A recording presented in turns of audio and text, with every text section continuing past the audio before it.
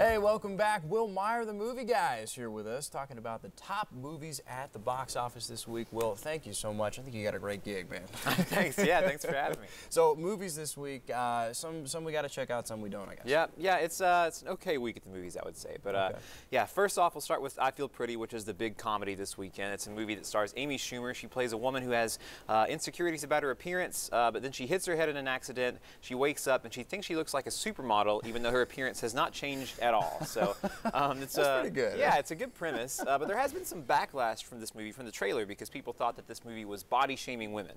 And the filmmakers would say that it's not really about that. It's about confidence, and that's mostly true, because she wakes up and even though she, her appearance hasn't changed at all, she has all the confidence in the world, and she gets the job of her dreams, the man of her dreams, all because of the way that she carries herself. And so it has this sort of constructive message that it doesn't really matter that much what you look like on the outside. It's how you feel about yourself and then how you carry yourself. Okay. But this movie is a bit hypocritical. I mean, in the first 5 minutes alone, we get a lot of jokes that body shame Amy Schumer, which is weird because she's not fat, but the movie acts like she is, and then it chastises you if you laugh. So it sends mixed messages. It's really strange.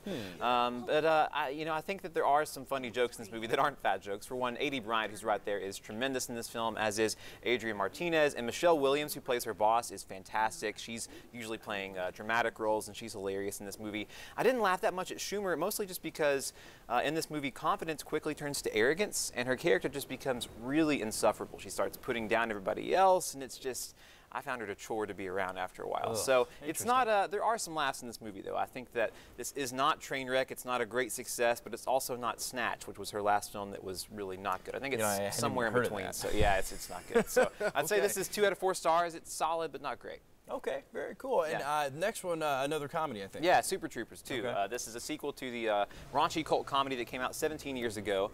All the guys from the first film are back, plus Rob Lowe this time around. And I watched that first one when I was young, and I thought it was juvenile, silly, crude, obnoxious, but also pretty funny at times, too. So I was game for this sequel. Yeah. I think that we have a lot of these sequels now that are coming out a long time after the original, like Dumb and Dumber 2 and Zoolander 2, and they usually don't live up to the first one, and unfortunately, I can think that is true for this film as well. It happens. Yeah, you just can't recapture that magic. I think the first film didn't have much of a plot. That was fine because they were actually going for something. They were goofballs that could get it together to solve a crime. Here, it's just nothing. It's random, meaningless jokes. There's nothing to root for, and the jokes aren't great. There's a lot of sort of lame, easy jokes about Canadians because this movie is set at the U.S.-Canada border.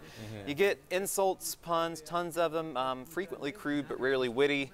I think the film it struggles the most when it tries to just recreate the bits that worked from the original, and I think that's just never a good idea. You can't just have the lightning strike twice. So these guys, though, are fun company to be around, and this movie is so joke-heavy that there are some jokes that land, but overall, it's just not a good movie. I'm going to say 1.5 out of 4. 1.5 out of 4. All right, we'll hear you on that one. And we've also got You're Never Really Here. We've got about 60 seconds. Okay, change gears with this one. This is a revenge thriller. Stars Joaquin Phoenix as a contract killer who tries to rescue an underage girl from a life of prostitution. So this is a movie that in another person's hands would be like Taken, traditional, cathartic, but this is sort of a deconstruction of those kinds of movies. This is much more Taxi Driver than it is Taken. This is a movie where the violence is cold, it's brutal.